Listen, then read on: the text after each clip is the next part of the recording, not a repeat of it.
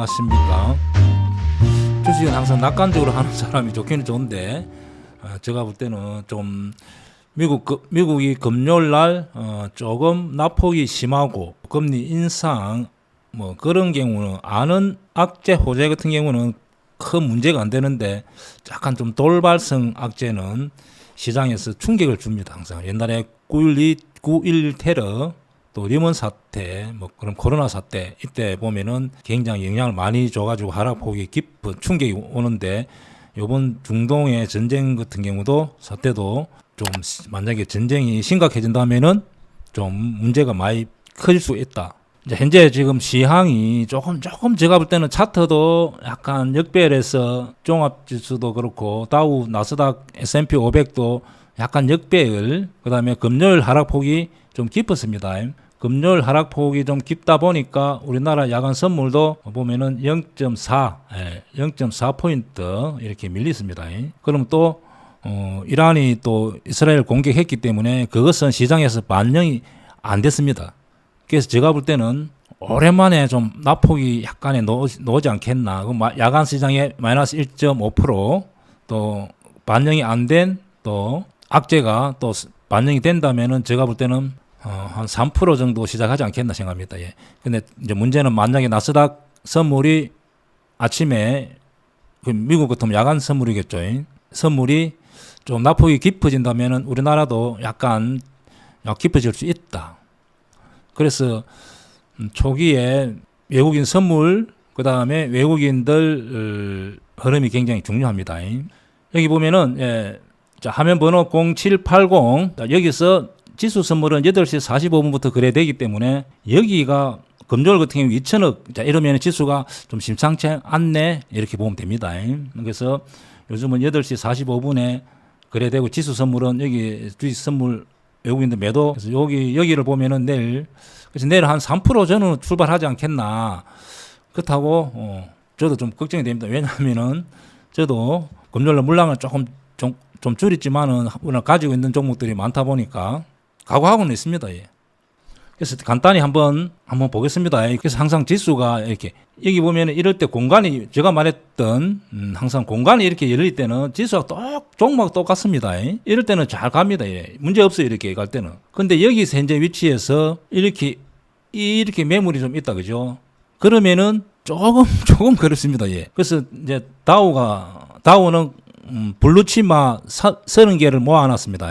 뭐 코카콜라 샀고 그리고 미국의 대표적인 회사들 근데 이렇게 약간의 요의 매물대가 있어갖고 좋은 모습은 아닙니다. 또 21선도 깼고 자, 나스닥은 보시면 나스닥은 크게 차트상 보면은 아직도 문제는 없습니다. 그러나 이렇게 이제 밀리겠죠. 월요일 날 되면은 S&P 500 자 반도체 자 니케이 일본도 고점 자 대만마 지금 제일 잘 나갔습니다. 독일도 약간 끊겼습니다. 그나마 중국이 지금 잘 이렇게 버티주고 있다 그죠? 중국이 버텨주니까 특별히 우리나라 같은 경우 중국하고 수입을 많이 하기 때문에 영향이 큽니다. 중국이 잘 버텨주는 것은 굉장히 좋습니다. 자 대충 이렇게 보고 자 우리나라 종합지수 한번 보겠습니다. 우리나라 종합지수는 보통 지수나 해물차트는 비슷합니다. 여기가 강한 저항을 돌파하면은 거기가 지지가 됩니다. 지지를 깨고 내려오면은 그것이 저항이 되고 그래서 이 부분에 강하게 약간 여기 30포인트 3포인트 어찌 되지 초반까지도 떨어져 260 초반 여기까지 밀릴 가능성이 있네. 여기까지 밀린다 보면 되는데 약간 그렇다고 이렇게 되지는 않을 것 같습니다. 제가 볼 때는 이렇게 되지는 않을 가능성이 많다. 그래서 오히려 저는 기회를 생각합니다. 그래서 우리나라 종합지수 뭐 대충 그렇고 그래서 코덱스 레버리지 여기서 판 사람들이 굉장히 많을 겁니다. 코덱스 레버리지 파는 사람들은 그래서 제가 항상 하는 이야기 있습니다. 수익 내면 팔면은 수익이 뭐 장땡이다. 그렇다고 뭐 제가 볼 때는 종합지수는 저는 우상향이라고 보고 있습니다. 그래서 만약에 파신 분들은 다시 요 부분에 사면은 좋지 않겠나. 그래서 요번에 좋은 기회지 않겠나 생각합니다. 그래서 오히려 제가 주식을 오래 해본 경험을 보면은 항상 악재가 호재입니다. 제가 볼 때는. 그리고 최근에 우리 코로나 같은 경우도 그렇잖아요. 그죠? 코로나도 사실은 결과적으로 알고 보면은 그때가 호재. 그래서 주식을 가지고 있는 분 또 뭐 제가 볼 때는 큰 걱정은 안 합니다. 왜냐하면은 진짜 구조적으로 문제가 있어 갖고 하락한다 이러면은 좀 심각하지만 이렇게 돌발 악재 최근에 뭐 우크라이나 또 러시아 전쟁 같은 거만 하더라도 결국 그때가 호재입니다. 우크라이나 전쟁 같은 경우 한번 보겠습니다. 예. 예를 들면은 예. 우리가 이스라엘하고 이란하고 전쟁이 난다 하더라도 코스피 주봉 보겠습니다. 예. 주봉에 보면은 2002년 2월 24일 날 요 정도 요 부분에서 전쟁이 났습니다. 그래갖고 이렇게 밀리고 그 영향으로 다시 이렇게 많이 좀 올라온 경우니까 오히려 그때 요 부분이 매수 좋은 자리였다. 그죠? 근데 이제 러시아하고 우크라이나하고 전쟁은 사실은 두 나라하고 또 유럽이나 미국에서 무기와 돈을 지원해 주잖아요. 근데 이스라엘하고 이란하고는 전쟁하고는 좀 복잡합니다. 저는 뭐 중동 전문가는 아닌데 너무 뭐 무슨 파가 어떻고 사우디가 어떻고 막 저는 머리 아파서 이해가 안 갑니다. 그만큼 어렵습니다. 중동 사태를. 그래서 이제 이렇게 촉발된 경우는 시리아 뭐 대사관, 이란 대사관을 이스라엘이 그냥 그걸 대사관도 원래 공격하면 안 되잖아요. 그죠? 이란의 자국 영토로 생각하는데 13명이 죽었답니다. 그러니까 이란도 입장에서는 이 보복 안 할 수가 없잖아요. 근데 이란이 이때까지 뭐 다른 무슨 이렇게 해서 뭐 다른데 여러 군데 이렇게 그냥 경제적으로 도와주고 해서 이스라엘하고 좀 이렇게 대리 전쟁 비슷하게 했는데 직접 타격을 받았기 때문에 체면이 있잖아요. 그래서 이렇게 약간 좀 뭐랄까 약간 제한적으로 드론을 이렇게 공격한 것 같습니다. 그냥 간단히 제 생각은 그렇겠습니다. 지금 여기 보면 미국도 있고 이스라엘, 이란 또 뭐 사우디, 이라크, 쿠웨이트, 아랍에미레이트 여기가 엄청 복잡합니다. 그래. 현재 보면은 미국은 러시아하고 지금 전쟁하고 있고 제 생각은 그냥 제 개인적인 생각입니다. 제가 지금 뭐 다른 저는 유튜브 같은 거 다른 잘 안 봅니다. 왜냐하면 정말 제 생각을 솔직하게 이야기 드립니다.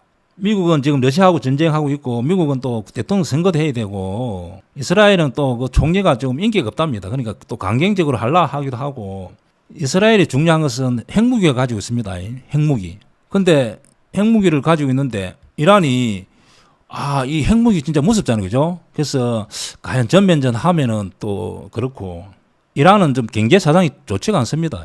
그리고 이란이 이스라엘하고 전면전 해서 못 견딥니다. 제가 볼 때는.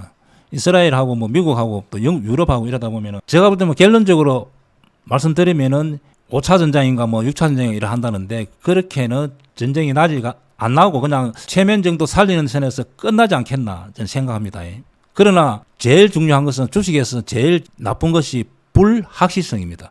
차라리 전쟁이 납비든지 아니면 뭐가 결과가 나야 되는데 사실 애매하게 있는 것이 좋지 않습니다. 그래서 그래도 저는 제한적으로 사태가 마무리될 거라고 봅니다. 그렇다면은 오히려 좀 매수 기회지 않겠나 생각합니다. 자, 그러면은 만약에 지수가 급락이 나왔다. 그럼 종목이 같이 급락이 놉니다.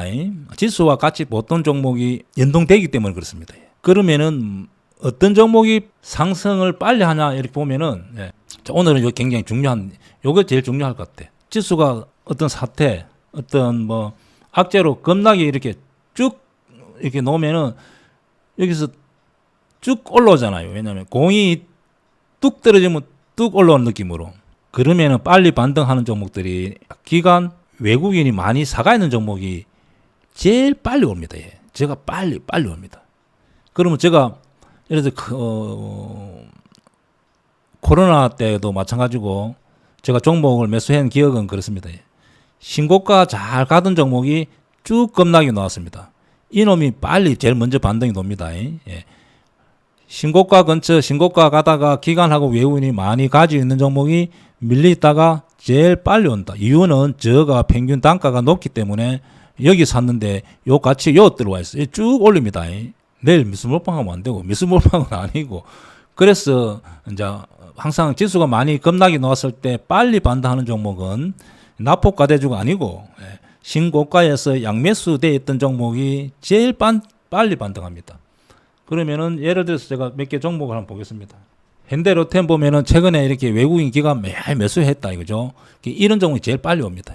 요런 종목이 왜 저가 평균 단가가 높잖아요. 여기 평균 단가도 안 온다 그죠? 1개월 예를 들면 뭐 여기 평균 단가가 얼마 논다. 이런 종목이 제일 빨리 반등 돕니다. 기관하고 외국인이 보유 물량이 비중이 높은 종목. 이와 비슷한 종목이 항상 기억해 놓습니다. 예.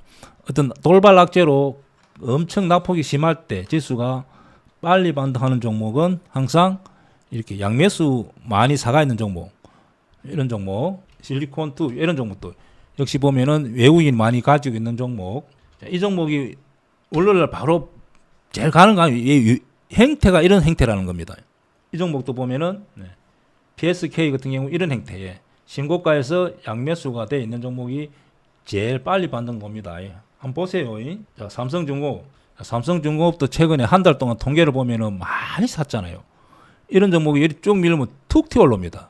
이런 형태입니다. 이런 형태가 빨리 놉니다. 왜냐면은 수급이 좋아서 자기들 평균 단가가 높기 때문에 그냥 쑥 올립니다. 근데 이제 만약에 역배열돼 가지고 역배열돼 엄지되어 있는 차트 같은 경우는 생각만큼 잘 안 오릅니다.